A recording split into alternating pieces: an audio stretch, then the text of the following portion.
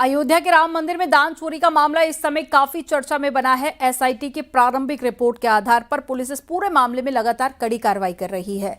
आज आपको बताएंगे चढ़ावा चोरी की इनसाइड स्टोरी। आखिर कैसे होती थी दान की चोरी, कैसे होता था नोटों के बंडल का स्कैंडल, इस रिपोर्ट में देखिए।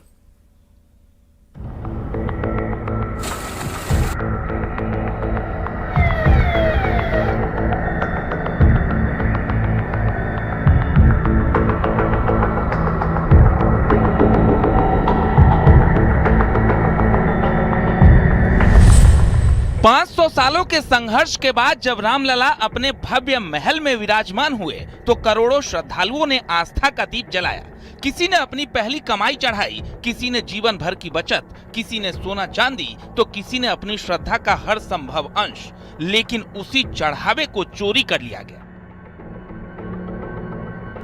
रमाशंकर यादव उर्फ टिन्नू यादव, सुभाष चंद्र श्रीवास्तव, अनुकल्प मिश्रा, लवकुश मिश्रा, अविनाश शुक्ला, मनीष कुमार यादव, करुणेश पांडे, रमाशंकर मिश्रा, ये वो 8 लोग हैं जो राम के अपने बने हुए थे, लेकिन राम के घर में ही डाका डाल रहे थे, वो भी शातिर तरीके से, जिससे किसी को भी इसकी भनक तक न लगे।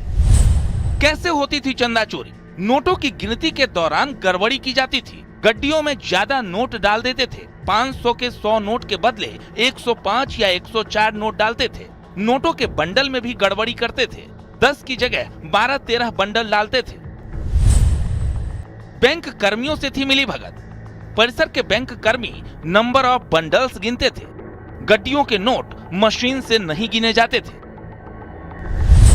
बैंक में जाकर पैसे निकालना, बैंक में पैसे जमा करते वक्त हेरफेर होता था। बैंक कर्मी गड्डियों से एक्स्ट्रा नोट निकाल लेते थे, जिससे नोट के रिकॉर्ड में कोई अंतर नहीं दिखता था। सीसीटीवी को चकमा देकर दान चोरी। काउंटिंग के समय सीसीटीवी के सामने एक शख्स खड़ा होता था, जिससे सीसीटीवी का व्यू ब्लॉक हो जाता था। जैसे ही कैमरे का विजन रुकता था, दूसरा आरोपी गड्डी कपड़ों में छिपा लेता था। कैमरे की तरफ पीठ करके बैठते थे आरोपी।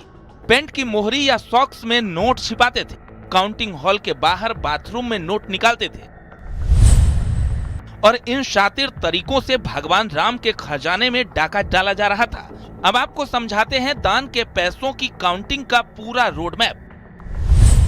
राम मंदिर के 14 दान पात्र का कलेक्शन काउंटिंग हॉल में आता था। 2025 से पहले चौकी में कैश काउंटिंग होती थी। मार्च 2025 के बाद यात्री सुविधा केंद्र के ऊपर काउंटिंग होने लगी। चढ़ावा काउंटिंग में 48 लोगों की टीम थी।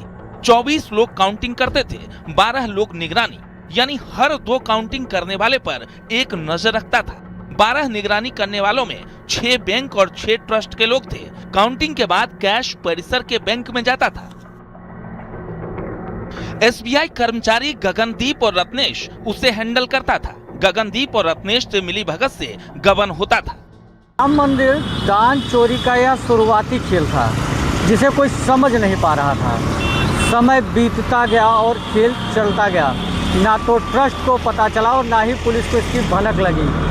धीरे धीरे ट्रस्ट का खजाना खाली होता गया और असली खेल तब शुरू हुआ जब दान का पैसा बैंक पहुंचता था।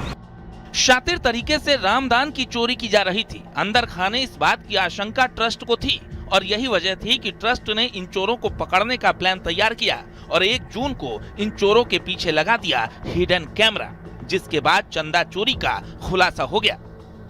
Bureau report, news 18।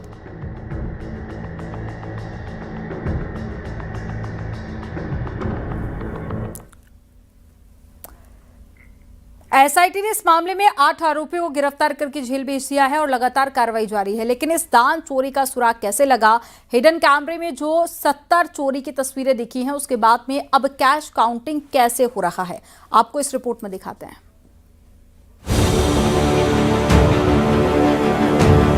एसआईटी की रिपोर्ट आई, तुरंत कार्रवाई प्रारंभ हो गई और मैं आश्वस्त करता हूं, जो मैंने कहा था, दूध का दूध और पानी का पानी हम करके रहेंगे। जानकारी के मुताबिक राम मंदिर में चंदा चोरी का शक जब चंपत राय को हुआ तो वो बेहद नाराज हुए और काउंटिंग की मॉनिटरिंग अलग तरीके से करने का प्लान बनाया। किसी को बिना बताए 1 जून को काउंटिंग हॉल में हिडन कैमरा लगा दिया गया, जिसके बाद चंदा चोरों की करतूत सामने आ गई। 1 से 3 जून तक हिडन कैमरे ने जो रिकॉर्ड किया वो चौंकाने वाला था। एसआईटी ने अपनी रिपोर्ट में 70 से ज्यादा बार चोरी होने का जिक्र किया है, यानी 70 से ज्यादा बार चोरी करते आरोपियों को देखा गया। इस घटना के बाद ट्रस्ट ने कार्रवाई भी की। ट्रस्ट के स्तर पर 58 लाख रुपए 5 जून तक बरामद किए गए और एसआईटी जांच रिपोर्ट पर जब पुलिस ने कार्रवाई की तो आरोपियों के पास से करीब 80 लाख कैश और $900 बरामद हुए, जो राम जी के खजाने के थे। इसके बाद राम मंदिर के दान पात्र में गबन का भंडाफोड़ हुआ। प्रशासन ट्रस्ट हरकत में आया। सरकार ने जांच के लिए एसआईटी का गठन किया और एसआईटी ने 8 लोगों के खिलाफ रिपोर्ट दी, जिसके बाद पुलिस ने इन 8 आरोपियों को गिरफ्तार किया और इनके घरों पर छापेमारी की, जिसमें दान के गबन किए गए लाखों रुपए भी पुलिस ने बरामद किए हैं। एसआईटी ने इस मामले में 8 आरोपियों को गिरफ्तार कर जेल भेज दिया है। लगातार कार्रवाई जारी है तो दूसरी ओर कैश काउंटिंग का तरीका भी बदल दिया गया।